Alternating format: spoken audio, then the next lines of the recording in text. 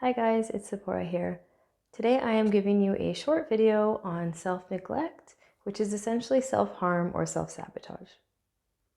Now these things on the surface do not seem like they are going to harm us that bad, but in the end, overall, they do affect us in our vulnerability factors and our overall mental or physical well-being. So one of these things can be isolation. And if we suffer from different types of anxieties and different mental illnesses, we can tend to isolate ourselves with agoraphobia or so on. And what this does is it prevents us from going to do what we need. And if this is to meet our basic needs, such as getting groceries or errands for different essentials, then it can really affect our physical and mental health. And if we don't get the food we need, we don't have the nutrition that we need. And this can cause us to just eat junk around the house or what have you. And this can definitely contribute to vulnerability factors. Staying up late.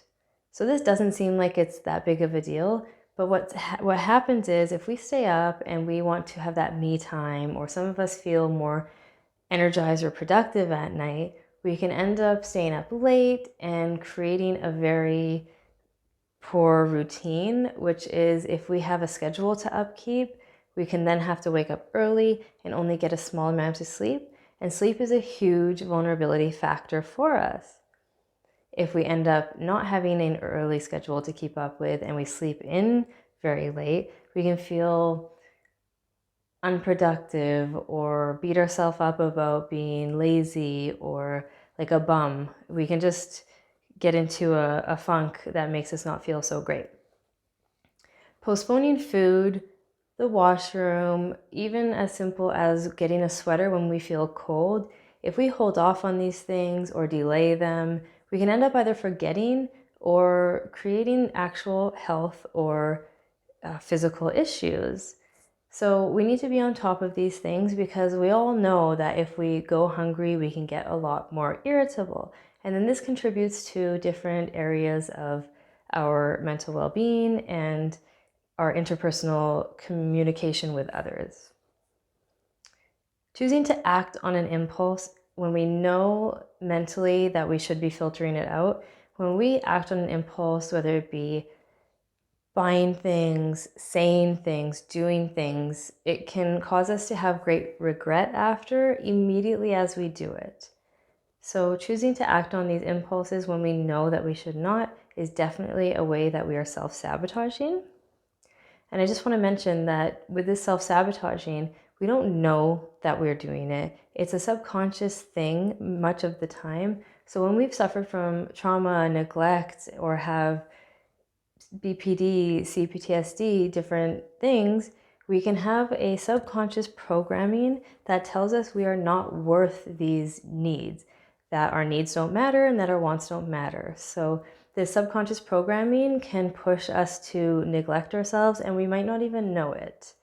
And then the inner voice, which is the inner critic, which I will do a video on soon, it then starts beating yourself up like, oh wow, you are so lazy, or you didn't go out to that event and now they all don't like you, different things. So when we isolate or prevent these basic needs for ourselves, it can internally also be troubling for us.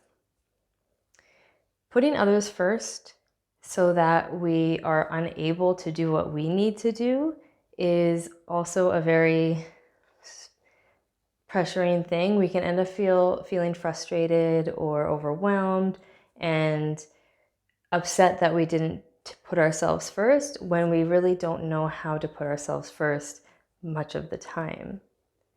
So basically anything that you do that can leave you feeling frustrated or drained or depressed is really going to be something that you should avoid doing, and that takes some self-work to get to that point. Obvious forms of self-harm are physical self-harm, drug abuse, alcohol abuse, or medication abuse. If we have medication that we should take, if we don't take it as prescribed, then it's definitely going to affect us. Anything contributing to vulnerability factors, which is sleep, food, medication, not doing things that invigorate us, like your hobbies or talents, and nutrition or exercise. These all can contribute to a lowered feeling and contribute to irritability or an inability to manage our emotions. So these are just some things that contribute to self-neglect, which then contribute to an unhealthy state, which then affects our environment and our relationships and our relationship with ourselves. If you'd like to be in touch, get in touch, like the video, subscribe to the channel, and we look forward to seeing you in the next video.